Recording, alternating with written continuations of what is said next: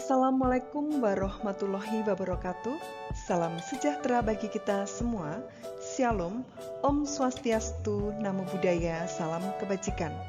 Bertemu lagi dengan saya, Pupur, dan hari ini kita akan mempelajari materi tentang permintaan dan penawaran IPS kelas 7. Manusia memenuhi kebutuhannya setiap hari. Kebutuhan manusia beragam karena berbagai faktor yang memengaruhinya. Beragamnya kebutuhan manusia menjadikan jumlah kebutuhan akan satu barang dengan yang lainnya tentu berbeda. Perbedaan kebutuhan memberikan pengaruh terhadap jumlah permintaan, penawaran, maupun harga. Hari ini kita akan mempelajari tentang permintaan penawaran. Tujuannya yaitu siswa dapat menentukan permintaan dan penawaran dengan kurva, demand, dan supply. Dalam materi permintaan ini kita akan mempelajari tentang pengertian, jenis permintaan, faktor yang memengaruhi permintaan, dan kurva permintaan. Apa itu permintaan atau istilah lainnya demand? Permintaan merupakan keinginan membeli barang dan jasa yang disertai dengan kemampuan membeli pada waktu dan harga tertentu. Ada 3 jenis permintaan berdasarkan kemampuan membeli atau daya beli konsumen. Antara lain, 1. Permintaan efektif, yaitu permintaan yang disertai daya beli. Yang kedua, yaitu permintaan potensial, yaitu permintaan disertai daya beli, tetapi konsumen belum melakukan transaksi pembelian. Sedangkan yang ketiga, permintaan absolut, yaitu permintaan tidak disertai dengan daya beli. Selain hal yang sudah kita bahas tadi, ada juga 2 jenis permintaan berdasarkan jumlah konsumen, yaitu ada permintaan individual, di mana permintaan ini merupakan dari individu, sedangkan permintaan pasar merupakan permintaan atas barang atau jasa oleh masyarakat. Faktor-faktor yang memengaruhi permintaan ada beberapa hal. Yang pertama yaitu harga barang atau jasa. Apabila harga barang atau jasa itu mengalami peningkatan, maka permintaan terhadap barang atau jasa itu mengalami penurunan dan sebaliknya. Faktor yang kedua yaitu jumlah penghasilan. Apabila jumlah penghasilan seseorang itu mengalami peningkatan, maka permintaan terhadap barang atau jasa yang akan dikonsumsi mengalami peningkatan pula. Faktor yang ketiga yaitu selera konsumen. Apabila pada saat itu selera konsumen mengalami penurunan, maka permintaan terhadap barang atau jasa tersebut juga ikut mengalami penurunan. Faktor yang keempat yaitu kualitas barang. Apabila kualitas barang mendukung untuk dikonsumsi oleh konsumen, maka permintaan terhadap barang atau jasa itu juga akan mengalami peningkatan. Faktor yang kelima yaitu harga barang substitusi dan komplementer. Barang substitusi itu barang pengganti, sedangkan barang komplementer itu barang pelengkap. Pada saat harga barang substitusi naik, maka permintaan terhadap barang substitusi itu juga ikut naik. Hal ini seperti kita lihat substitusi gula pasir yaitu gula Jawa. Apabila harga gula pasir meningkat, maka permintaan terhadap gula pasir itu cenderung menurun dan konsumen beralih permintaannya ke gula Jawa mengalami peningkatan. Sedangkan harga barang komplementer, pelengkap, contohnya kita ambil pelengkapnya sepatu, itu kaos kaki. Pada saat harga sepatu naik, permintaan sepatu juga ikut turun. Maka permintaan kaos kaki pun juga ikut mengalami penurunan. Faktor yang memengaruhi permintaan berikutnya yaitu jumlah penduduk. Pada saat jumlah penduduk di suatu daerah mengalami peningkatan, maka permintaan terhadap barang atau jasa juga ikut mengalami peningkatan dan sebaliknya. Dan faktor yang terakhir yaitu ekspektasi atau ramalan masa depan. Pada saat harga barang atau jasa yang akan datang mengalami kenaikan, maka permintaan konsumen terhadap barang atau jasa itu pada saat ini mengalami peningkatan pula. Contohnya kita ambil permasalahan pada saat kenaikan harga sembako menjelang Lebaran atau Natal. Maka konsumen cenderung akan membeli sembako pada saat sebelum kenaikan harga tersebut. Jadi mengalami peningkatan pula untuk permintaan sembako. Begitu untuk faktor yang mempengaruhi permintaan.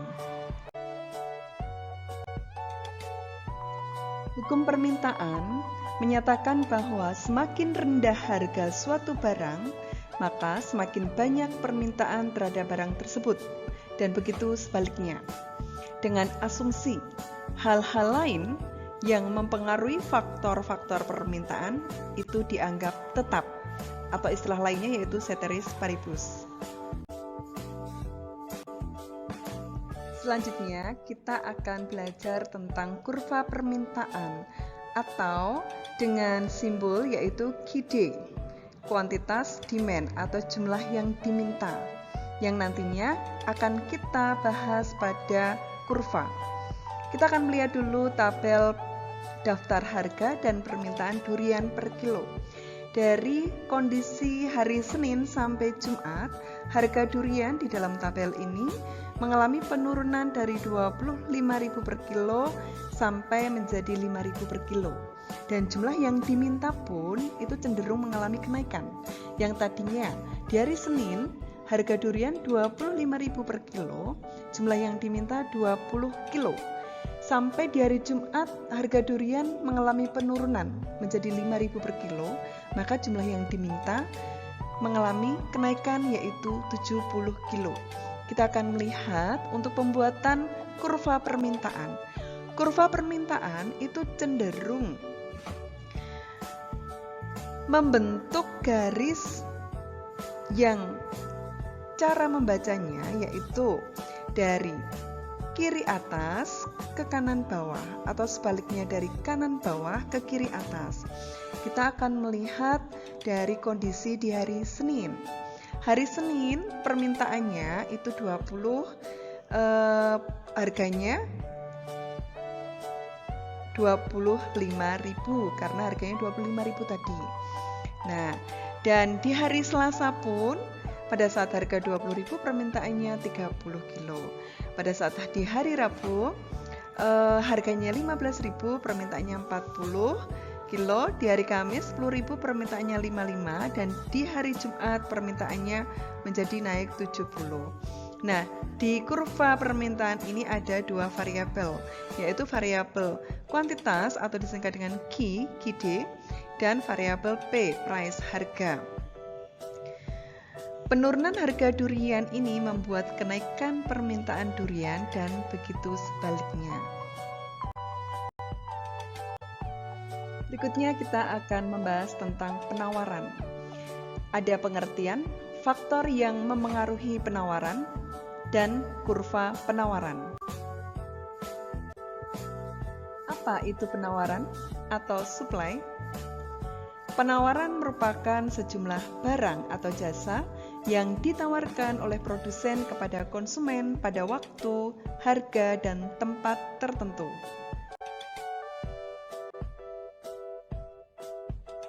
Faktor-faktor yang memengaruhi penawaran antara lain ada biaya produksi. Pada saat biaya produksi suatu barang mengalami peningkatan, maka produsen cenderung memproduksi suatu barang itu akan mengalami penurunan. Untuk faktor yang kedua yaitu perkembangan teknologi. Pada saat produsen memproduksi barang dengan teknologi yang berkembang, maka produksinya pun hasilnya juga ikut mengalami peningkatan. Faktor berikutnya yaitu harapan untuk mendapatkan laba. Pada saat produsen tahu akan barang yang diproduksinya mendapatkan keuntungan besar, maka produsen itu akan meningkatkan pula produksi suatu barangnya. Dan yang terakhir yaitu kebijakan pemerintah. Produsen pun cenderung mengikuti kebijakan pemerintah. Salah satu contoh kebijakan pemerintah dalam penggunaan batik di setiap instansi. Ini juga akan mempengaruhi produksi batik di setiap produsen mengalami peningkatan pula. Hukum penawaran menyatakan apabila harga suatu barang naik, maka jumlah barang yang ditawarkan dari produsen pun akan mengalami peningkatan. Begitu sebaliknya, dengan syarat hal-hal lain dianggap tetap atau istilahnya yaitu ceteris paribus. Berikutnya kita akan membahas tentang kurva penawaran atau disingkat dengan QS, kuantitas supply. Kita akan melihat daftar harga dan penawaran durian. Dari kondisi Senin sampai Jumat, harga durian yang tadinya 65.000 per kilo menjadi 25.000 per kilo. Ini akan membuat produsen menawarkan barang atau durian tersebut mengalami penurunan dari tawaran 70 kilo menjadi 20 kilo. Ini akan terlihat pada kurva penawaran. Kita akan melihat di sini ada dua variabel, yaitu variabel harga dan kuantitas barang.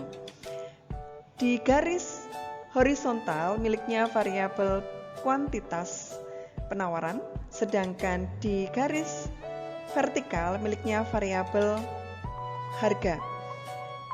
Dan cara membaca penawaran, garis penawaran itu cenderungnya dari kiri bawah ke kanan atas atau sebaliknya dari kanan atas ke kiri bawah.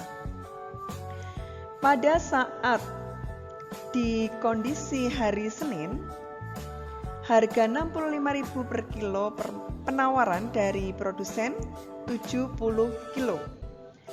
Mengalami penurunan di hari Selasa. Pada saat harga 50.000, maka penawaran dari produsen 55 kilo.